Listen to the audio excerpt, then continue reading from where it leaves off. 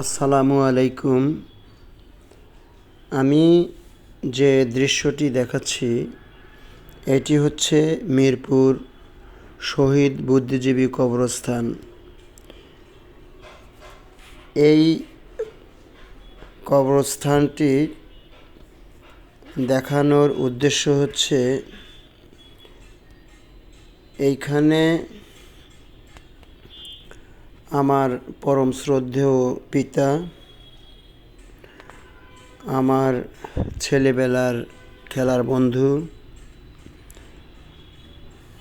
2020 সালের 1 ফেব্রুয়ারি আজকের এই দিনে তিনি মারা যান। সেই সময়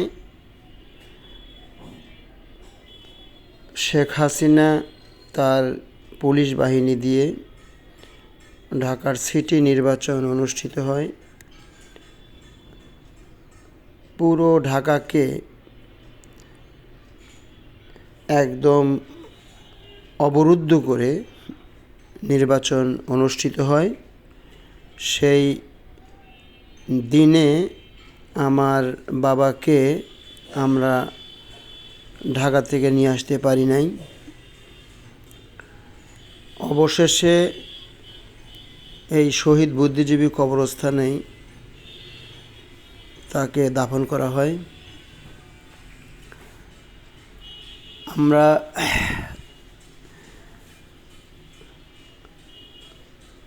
প্রত্যেকেই একদিন থাকব না,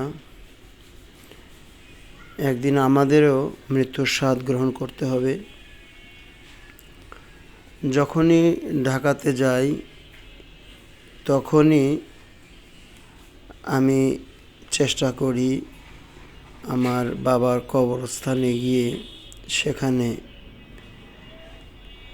দুহাত তুলে মোনাজাত করার চেষ্টা করি।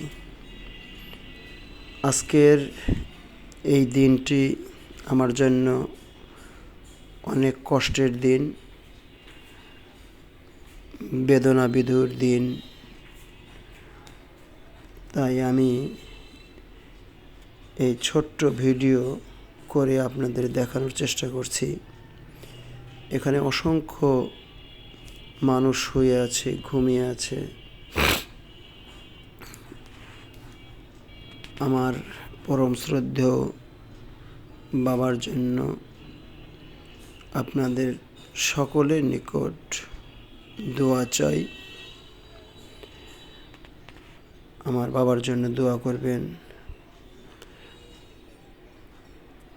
মহান রব্বুল আলামিন যেন তাকে মাফ করেন।